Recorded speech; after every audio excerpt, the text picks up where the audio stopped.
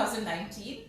My name is Vandana and I work with Bloomberg NEF, and I have here Shreya, who works with Business Standard, and both of us track the clean energy sector.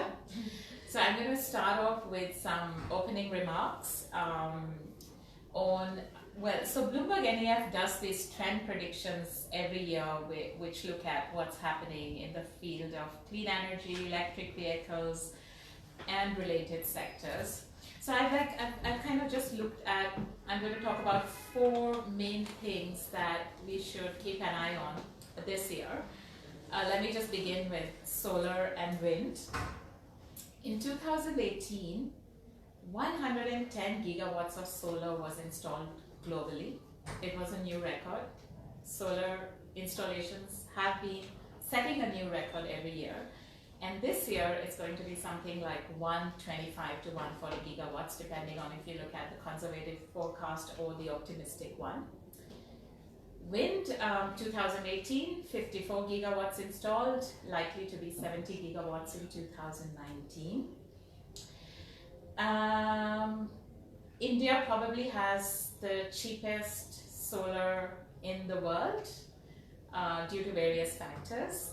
We are amongst the 5 largest markets for solar in the world. About 10 gigawatts of solar is likely to be installed in India this year. It was about 9 gigawatts last year. We had a bit of a down year in wind in India, but next year is looking up. 3.7 gigawatts is what we are projecting at Bloomberg NEF. So that's the solar and wind part of the story. The second big thing that's happening is electric vehicles and storage.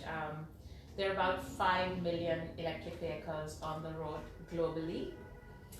And India is likely to join this electric vehicle race in some manner in 2019. We are already seeing electric buses on the road. We will see more this year. I mean, the Delhi government has made a commitment for 1,000 electric buses to be on the road in the next few months. Electric vehicles are also linked to storage, so we are seeing storage installations also picking up, and the cost of storage coming down. The increasing population of electric vehicles means that much less fossil fuel is consumed, that much less oil is consumed. So while we have some estimates about oil displacement as it's happening today and also projections into the future, and I think that at some point of time governments will need to start thinking about how their revenues will be impacted about when oil consumption is seriously impacted by a rising population of electric vehicles. The third thing that I want to touch upon is autonomous vehicles or driverless cars. It's an interesting new area. There are 61 permits issued for testing of autonomous cars in the US, 35 in China. These are the 2 leading countries. In India, the traffic situation is not really conducive to driverless autonomous cars, but Mahindra has tested a driverless tractor, and it could revolutionize farming. The last thing that I want to talk about is green financing, which is enabling all of the previous things that we spoke about. I'm sure you're all familiar with green bonds. That's one aspect of it. And what we saw phenomenal growth in, a segment that we saw phenomenal growth in last year was sustainability linked loans. So these are loans linked to the ESG performance of a company. It's a segment that we expect to pick up. So broadly in green financing, green bonds is the largest chunk, about $180 billion. And then you have these sustainability linked loans, which were about 30, sorry, I don't have the number right away, but it was the second largest chunk. And then you have various other things like social bonds and sustainability bonds. And we've got green loan standards coming up. So those are my broad 4 things that I would keep an eye on in 2019. And I'm going to turn across to Shreya, and she's going to be talking about what we are likely to see in the Indian market. India has announced some very ambitious plans. We plan to connect or have at least 175 gigawatt of solar projects in India by 2022. There are also some assumptions made. If we talk in terms of policy and mission, as part of our National Action Plan on Climate Change, India had announced a national solar mission back in 2010 and 2011. Under which we had a very decent target of connecting 20,000 megawatt by 2020. We already are surpassed of that target. We currently stand on more than 20,000 megawatt of solar. The current government, when it came to power, changed the target by 5 times, and that had a very domino effect on the sector. We have seen new companies coming up. We have seen brands being built in the Indian sector. We have some superstar companies right now. IPOs technically didn't happen, but there are big companies entering in. There is consolidation happening, and most of all, there's a lot of investment that is coming in. If you look at most of these big investment firms, be it Goldman Sachs, IFC, and others like that, even global pension funds, exactly. which is very interesting. In the past 2 years, we have seen global pension funds coming in India and investing in these companies, which is a huge impetus to this sector in India. And not just solar, even wind. Wind, in the past 20 years, wind power has been existent in India, unlike solar, which grew up or which got matured in the past 5 years. In wind also, there were some very aggressive steps that the current government has taken. They have done away with feed-in tariff system. For the layman, feed-in tariff means a mutually decided tariff at which you sell power, and has introduced competitive bidding in wind, which has brought down prices, which we'll soon see new companies entering into it. So it's an exciting space right now in India, right? And we see a lot of policies coming in. Obviously, a lot of policies are dynamic. Lots of policies are still the same. But you know that there's a lot of action happening, and it is a space that you also just said a while back. A lot of people are interested in it. They want to enter this bandwagon and be part of this journey, as this government likes to call the India solar story. So now I'll turn back to you and ask that you might be tracking what the global majors think. So what do you think? How interested global companies or investors are about India? So we are all aware of the 175 gigawatts target. My colleagues at BNEF say that it's already gone up to 180 gigawatts because we have a 5 gigawatts offshore wind target by 2022. 2022 it'll be a challenge to get to 5 gigawatts of offshore wind by 2022, but for the record, our target is actually 180 gigawatts. And okay. I'm a fan of looking at India, I'm a fan of big targets. Sure. I think it works. I think that, there might have been a lot of skepticism when India said, we'll do 100 gigawatts. That's just a crazy target, true, right? How can they do it? But the fact that I just checked the figures before I came, so December, we've crossed 25 gigawatts of solar, so we are 25% there. We're still a long way off from 100 gigawatts, but perhaps for a country like India, setting aggressive targets, perhaps it works. True. I know other countries. If you look at how Japan does it, it's very organized, it's very planned. They always meet their target. But I guess the way our structure is, it's good to be aspirational. And the fact that we'll be adding like 10 gigawatts of solar in a year, it is huge. There aren't, except for China, I cannot think of another country which would be in the same bracket, right? And so, as Canadian pension fund CPPIB, they say that they're just looking at India and just the sheer scale of the opportunity. So even those who have, India is not the easiest place to do business in. It is becoming easier. We look at the ease of doing business metrics, and but but the thing is that you are attracting new investors, you're attracting new developers, and the reason you're doing it is that, of course, there are challenges, and we will always talk about the tough part of the story later. Sure. But they are coming in because you cannot afford to be excluded from such a large market. And I often find it really interesting that this was a country which, until a few years ago, we were arguing for a carbon space for development. And the fact that we just have gone so ballistic on renewables, and the fact that it seems to be working. Maybe we are not where we want to be, but I think on the whole it's one very positive story from India. Given that now we have such ambitious targets, and we have had some very assertive leaders in the past 2-3 years on the climate change dialogues, we have been there, said that we will not retire coal. This country needs coal, but we will do such aggressive things in renewable. So how serious you think India is now taken in the climate change or clean energy space? So I might be like, there is one view that climate change,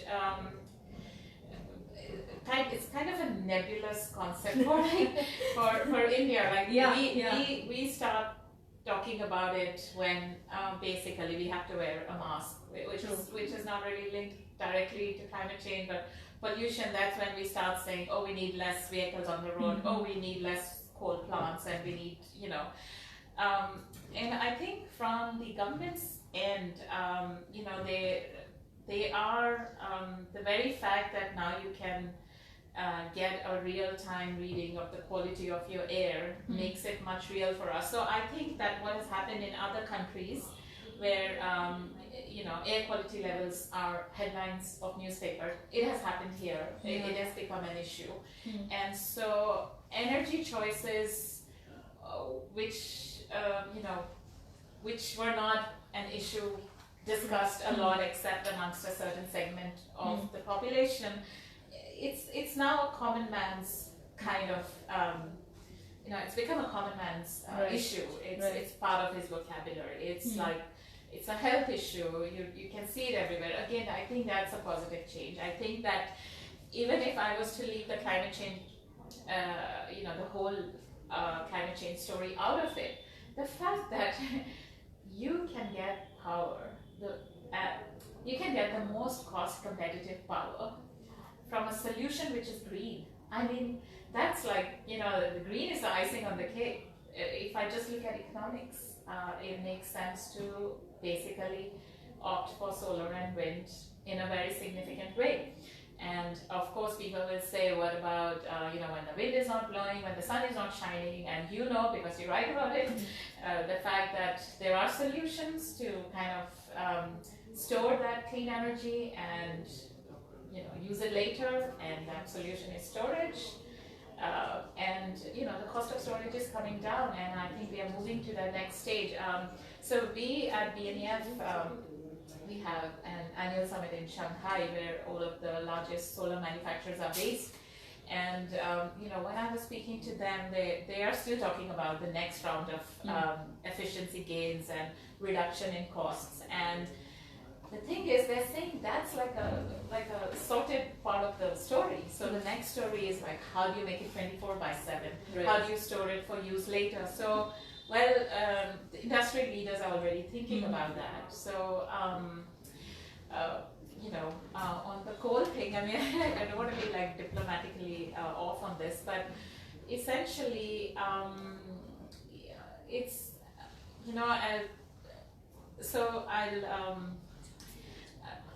I spoke to the Rocky Mountain Institute, Professor Emery Lovitz, and his thing was about you're building an asset today which will last for the next 30-40 years, and his thing was that you're building up an asset which is likely to be stranded. So I think it's tougher to build coal all around the world, and I think India has also kind of revised its plans to the extent that it can. And Well, I think that the numbers are showing that the most cost competitive source of power today is solar, and somewhere in the same bracket is wind. And given that we are such a sunny country, we might, our numbers will be different from a number in Europe. So I really think that we are already pretty ballistic on solar, and I think we should be even more so. In fact, I think before we started, you were talking about companies and corporates, and we are seeing companies install it on their rooftops, and you've been tracking that. How is that panning out? Are they seeing an economic benefit of putting solar on the rooftops? I guess a lot of companies are entering into it. But here's an interesting thing. A lot of companies which are installing rooftop solar, or if they're industrial clusters who are going into wind or solar, they are replacing actually diesel, which is a good news. Which is a good news for the sector as a whole, for the economy, and also for the environment. There are industrial clusters in the south, they are in Rajasthan. I know a company which installs solar for MSME clusters. There's a huge MSME clusters in Rajasthan, and they have installed close to 3 megawatt. And that takes care of everything. Obviously, there's a cost of battery that is involved, which, as you rightly mentioned, will come down. But it is a good sign. People are realizing that yes, there is an effective and efficient replacement to diesel. The whole textile cluster in the south, in Tirupur, runs on wind. They have so much wind that at times they sell and they make money out of it. So there are a lot of interesting things that can happen in this space, in rooftop or in off-grid, or something that is off-grid is something that is not connected to the grid. You install it on your roof, you use it on your own, and you're sorted. It is a one-time investment in solar or in wind, and then you're sorted.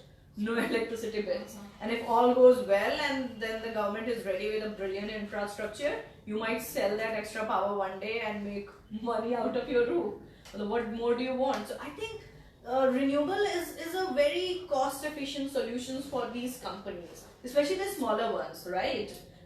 This government has given a lot of push to entrepreneurs and people setting up their own companies. So renewable comes in very handy, because if you look across several states, the power rate for companies and industry is usually higher, at times double of what me and you pay. Solar comes cheap. You install one time cost of what? 5 lakh, 10 lakh, then you're sorted for another 25 years. And you don't even have to pay that one time. Sturdy. It is very sturdy. And that is both a good news and a bad news. It is a sturdy. Why? Because we have built transmission or our distribution infrastructure keeping coal in mind. For all these years, whatever has been built in the electricity sector, be it policy, be it your transmission, it has all been centered around coal. And suddenly you have so much solar going into the grid, right? You have so much solar going into the grid, and just for understanding sake, coal is a base power. Once you start a coal generating plant, it will run. If you shut it, it will take 2 days to start it. Solar will run for 8 hours and then it will shut down. Wind will have a season. For 5 months, wind will run. So you need something which can fill this gap, fill these patches. It is called peaking power, which is mostly done by hydro and gas, because hydro and gas you can switch on and off as you like it. We all know there is no gas in this country. I mean the gas power plant. So that is not there. Hydro is there, obviously. Hydro saw a massive growth, and then it just got stagnant. Yeah. Stagnant in the terms that the rate at which solar and wind is growing, probably hydro is not. So in the larger picture, we are not realizing that if you don't have hydro to fill the gap, then coal will fill that gap. That means that the rate at which solar will grow, coal will also grow. Because you have to have a base power to run along with solar or with wind, as long as battery do not come at a very cost competitive price, right? So if you talk to these people who run our transmission system or who operate this whole power system, they are very confused. Suddenly there would be an influx of solar and the grid would be like, what is happening, right? So that missing link is there, where the larger planning is not there. Having so much solar and wind is absolutely necessary. But in terms of transmission planning or for evacuation, or for state utilities to take up renewable, right? We know what is the condition of our state-run power distribution companies, right? Most of them are loss-making. Even if solar or wind comes cheap or cheaper to them, they are still reluctant to buy it because first is seasonal, second you will have to have coal for it, then you need to have transmission planning for it. That is too much for state utilities, probably in UP or Haryana. I won't say Bihar because they have done phenomenal job in terms of everything. A lot of states, for instance, Gujarat is doing exemplary in how they are managing both renewable and coal and everything. So the whole infrastructure, the whole supply chain from generation to evacuation, that I think needs a little bit of more large scale planning. Okay. A bird's eye view, probably. So I know that we were planning these green energy corridors to evacuate power, and I also know that it didn't really go as planned. But from some of the conversations that I had with people around the world, there are those who believe that the concept of base load is dead. Okay, okay. So maybe that is one way to look at it. And the second thing is that I recently spoke to CPBIB. Essentially, they set up a new renewables unit, and they have made some investments in India. And the head of that team essentially said what you're saying, that power structures were built essentially to cater to like large baseload plants, usually running on coal.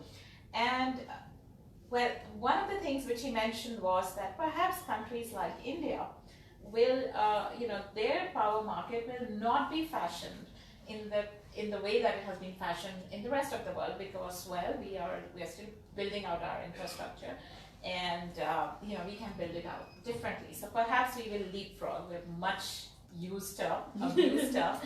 So an analogy is often drawn with what we have seen with what we're seeing happening with phones, right? So I know I've been a journalist for a really long time, and we used to talk about getting a phone to every village, and at that time the phones used to be those wired phones. You had to kind of reach the remote villages. We were always missing our targets, and the way that all of India got connected was not with those wired phones, but through wireless phones, which I'm sure all of you all are carrying in your pockets. And so we kind of leapt a generation. If you speak to youngsters today, they wouldn't even know what that old-fashioned phone looks like, because everyone goes mobile, on a wireless instrument. They are using internet on the phone. I mean, I have been through a time when you had to stand in queue to get an internet connection. You actually had to take permissions and take a disk. So, will we leapfrog like we did with telecom in the power sector? It's a possibility. I know we don't see too many examples of it, because a lot of us are still thinking, in a very 2G format. But maybe we'll head to 5G. Maybe it'll work differently. Maybe the market will be different. Yeah. Just a way of looking at it. Yeah, sure. Why not? Because optimism. Yeah. Optimism is what's driving this sector, right? Everyone wants to have a bit of solar. Have you had a conversation with individuals who want to have solar? Oh yes, a lot of my colleagues want to have solar. And I used to follow this person on Facebook who kind of bought everything that he could through Amazon.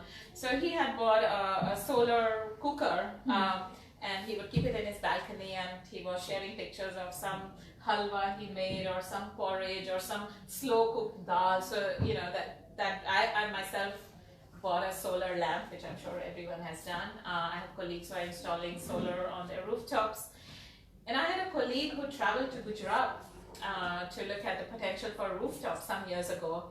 And there were some Gujaratis who said, no, I'm not disturbing my roof because I need the space to fly a kite. Oh, wow. So that's anecdotal. Priorities. Yeah.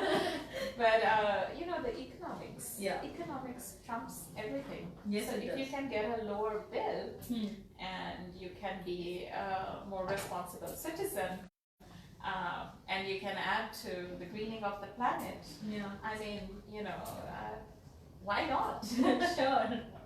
And if you can replace diesel, I mean, I'm sure like all the housing societies around NCR, we are all, the backup power is diesel. Yeah. And I know that the resident associations are in fact looking at, can we replace it?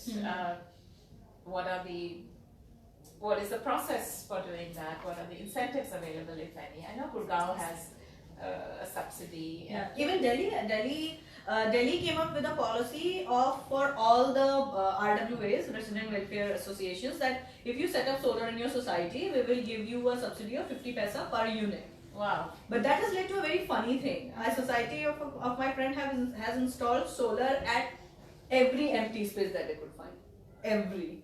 Just to earn that 50 paisa, and so that they can sell the surplus power. So if you go to our society, you will just see solar panels there. It looks like a shop for solar panels. So I just interviewed an economist at the Asia Infrastructure Investment Bank, based out of Beijing, and he said solar has become legal-like, which it has. In fact, you just see it everywhere around us.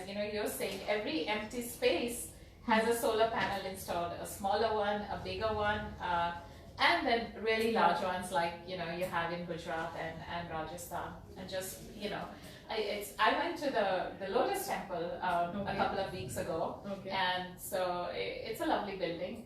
Cannot support, I think, solar on the rooftop, but then a little bit away from the actual Lotus Temple was a ground-mounted plant, and just quietly, these solar panels generating power. It's pretty fascinating. It's so simple, right? Yes, it is. In Akshardham, the whole kitchen runs on solar. The Akshardham temple Right. So they have the solar thermal system. They don't use any fuel. That solar thermal system is used for cooking food there. So interesting, right? You would see every time you go there from the metro. So I also think that solar would be a very good solution. We have an ambitious plan for connecting all the village and the households also to the grid so that they get electricity. We have achieved that also. The supply contested part, but that's another thing. But solar could be a good solution for all these what you call remote areas where you can't take the grid or where it will take time for the grid to reach. So probably for effectiveness or effective power supply, I think renewable would be a brilliant solution for these remote areas. I don't know how many of those remote areas are left. Okay. We will. That data is out there for people to judge. Yeah, we want to connect every household, but I still think that even if you have a connection and you have power coming in, and if you can displace some of that power with green power, and it's cheaper, why not? Reduces your bill, and for us, like the sun was a god, right? I mean, it actually is. We are one of the few countries blessed with sunshine, 300 days a year, and you can use that really, really well. You can, I don't know, I saw a prototype of a solar-powered electric car charging station, a standalone unit. You just plonk anywhere, and it's got panels, and you can charge your car via that solar-powered charging station.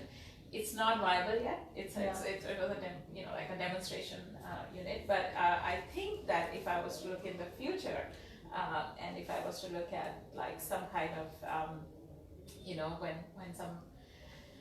some local people really work on it and start looking at value-added solutions on solar, I think you'll be surprised by what you will see.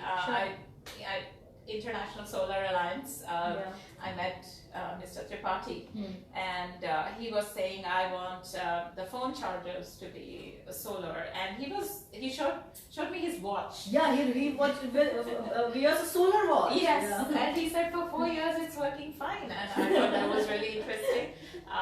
So we don't know what the applications that we will see as we go on. I'm sorry for looking on my phone too much, but we already have a lot of questions. Okay. So one is on your favorite topic, the first one, and it's on energy storage. So we have a person who has, Himanshi has asked us that how would a significant development in energy storage help the renewable industry as a whole? Maybe you'd like to take it. Okay, so storage enables you to store solar power, which is generated during the day. So separately, we are looking at consumption. What has happened in some places is that there is so much solar generated that there aren't enough avenues to consume it.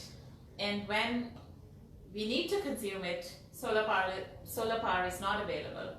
So if you can store that solar power and use it at night to run your offices, factories, whatever, it makes sense. So storage is getting cheaper and cheaper and cheaper every year.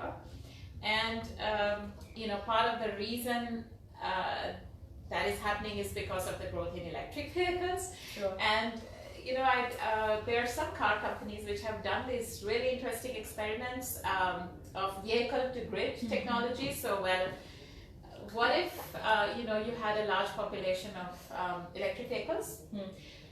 Again, I'm talking like the next, the future thing, but this is what people are thinking about. What if you had excess solar power during the day and you store that in the batteries of these cars, which are already running, and you kind of take it back in the evening when you need it if these are connected to the grid. So that's could be a cost competitive solution tomorrow. So the cost of storage is is important for the renewable industry, for the electric vehicle industry, and there are a lot of linkages between the two. And this industry is I'm still fascinated by it. I mean, I still have aha moments. I'm just thinking, my colleagues wrote a story on this vehicle to grid experiment. I think they had spoken to Nissan, which did it. And the headline of that story was, you could earn money from your parked car. And that's what it is. Like somebody is tapping into the battery in the parked car, storing power, taking out power, and you don't have to do anything. It's just all automated, and you're just getting paid for it. Which I think, like, wow, that's the kind of world I want to live in, which is smart, which is automated, which is intelligent, which is just making the best use of resources that we have, because we have only 1 hour and we want to make the best use of resources that we have. Definitely. Aruna has a question, a very controversial one. Do you feel like import duties and uncertainty are skewing the market for new entrepreneurs? Have the recent measures improved the situation? So yes, Aruna, I agree that the recent import duties has impacted, call it war, but this struggle by the domestic industry to get a good hold of the market has been facing issues, and they have been asking for import duties on China.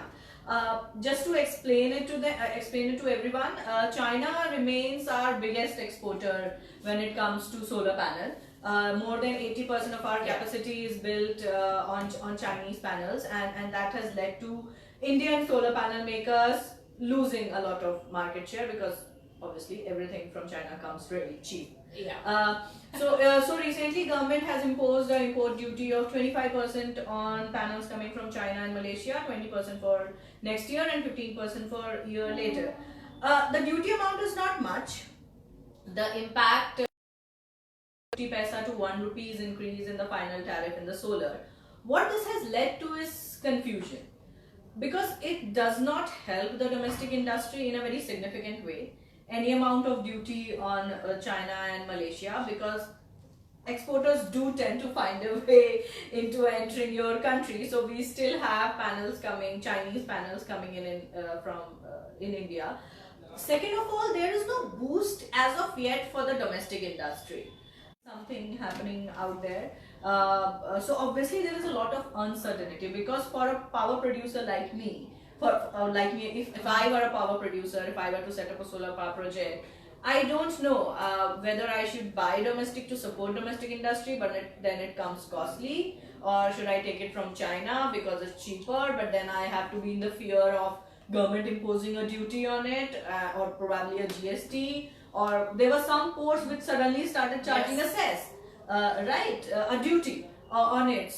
I agree, Aruna. There's a lot of uncertainty in the market regarding that, and there have been some recent measures. There has been a specific tender for domestic industries to promote manufacturing. Then yesterday, the government announced 12,000 megawatt to be built by central government PSUs, and they have been mandated to source locally. So these are small steps, but we are yet to see impact. So I want to add something Sure. here. So I have a brilliant people I work with, a person who tracks Sure. the solar analyst, and he was mentioning that essentially China had a policy change in the middle of last year, which restricted build out in China. And so the world had a lot more solar panels, and the cost of those solar panels declined. India was not able to take advantage of that cost decline because of the safeguard duty. And so I think the question is to the wider Indian population that you have to make a choice. Do you want cheaper solar, or do you want it to be manufactured locally and pay more for it? And I think that, in 2014, when this new government came in, when the Modi government came in, there was already in process a proposal to impose duty on imported panels. And at that time, the government decided that cheaper power is our priority, and so they just let that permission lapse. So there was no import duty imposed. I think it was anti-dumping or countervailing or one of those but duties. that didn't go. That didn't go forward, through because they made a statement saying why we are letting this lapse, right? And then Because we'll create opportunities for the domestic. no, they industry. actually said we will not impose the duty in 2014. Yeah. Because we want to get cheaper solar. And because at that time the situation was we needed more power, we needed more solar. Now 4 years down the line, that thinking is completely reversed. And essentially, as a country, we are then making a choice that we want to promote our domestic manufacturing. And so we are imposing this duty. The result of it is, as you say, it's added to uncertainty, and we haven't really got any new manufacturing capacity. And I think the question we should be asking ourselves is, do we have a competitive advantage in manufacturing solar? And one could argue that a competitive advantage can be built over a period of time. So when China started, it did not have a competitive advantage.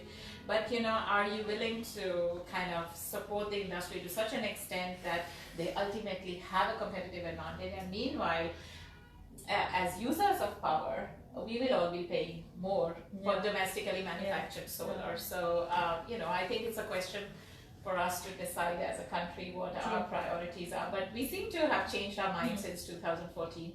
Like we want manufacturing and jobs more than cheaper power. Jobs is a contentious. Yes, it is. Okay, so Rachel has a question.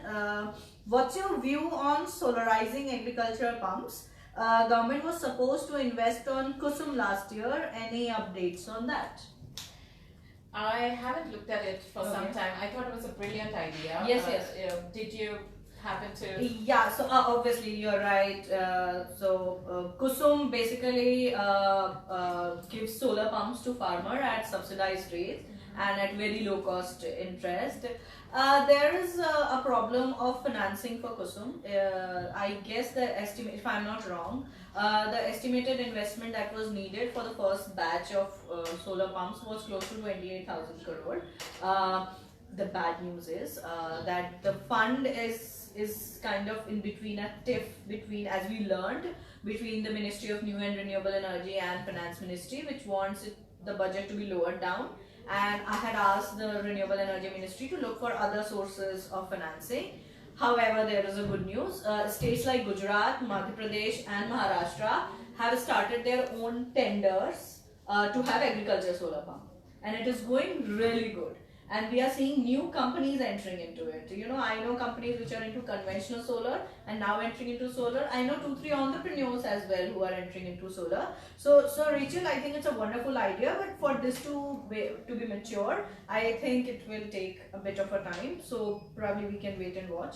we can wait for, this was interim budget, so there was nothing much announced for so probably in the upcoming budget we will. And again, in the case of solar pumps, we are mostly replacing diesel, which is like again really cost competitive and really good for the air around. It's a double win. Yeah. Arindam has a question. Is there a need to disincentivize conventional energy with some kind of cess to promote usage of clean energy? Do you remember the grand old National Clean Energy Fund? Yes, which was subsumed under GST. And it's apparently supposed to be cleaning the Ganga or some So, other things. So Arindam, there used to be a National Clean Energy Fund which was set up back in 2010.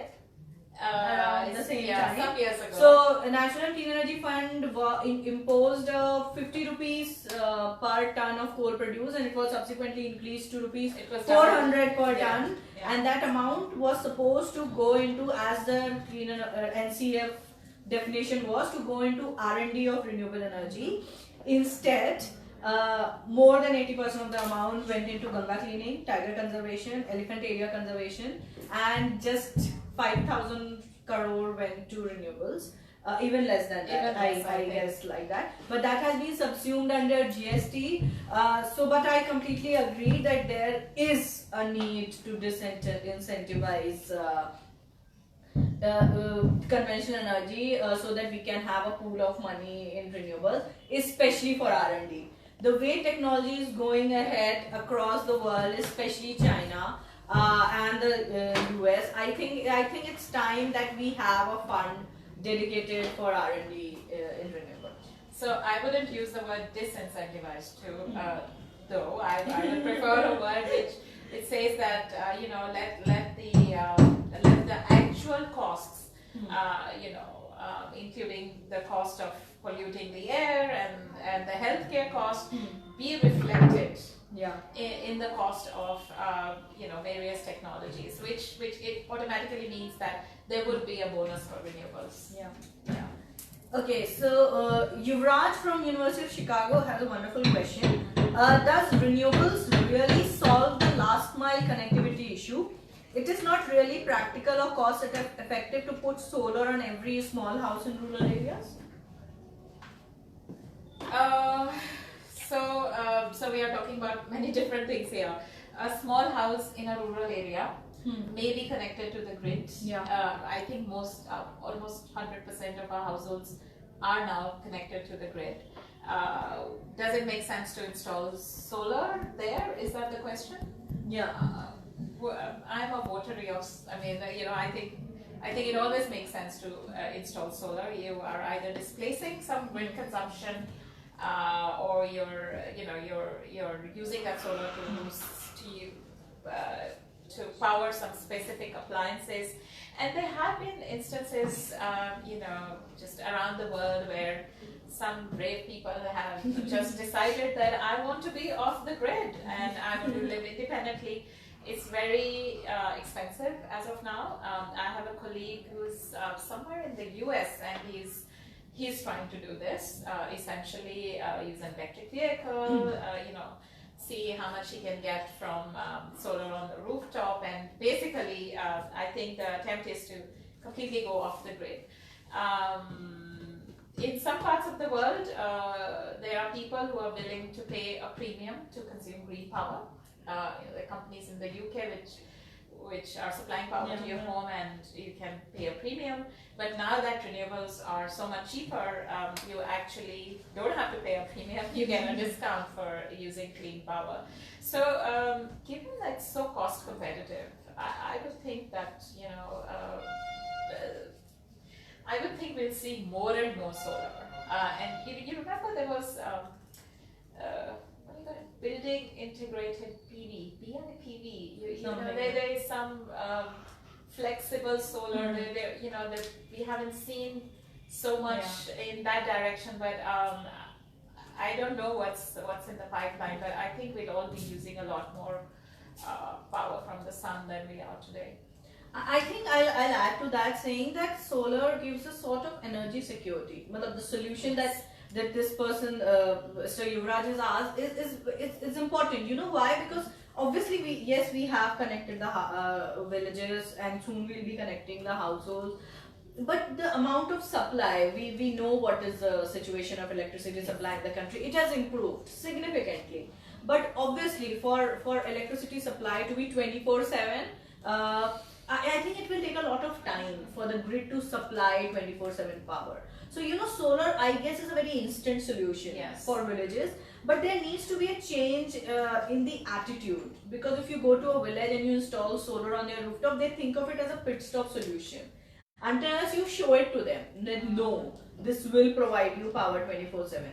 So I think it would be a wonderful idea to connect most of our rural households through solar.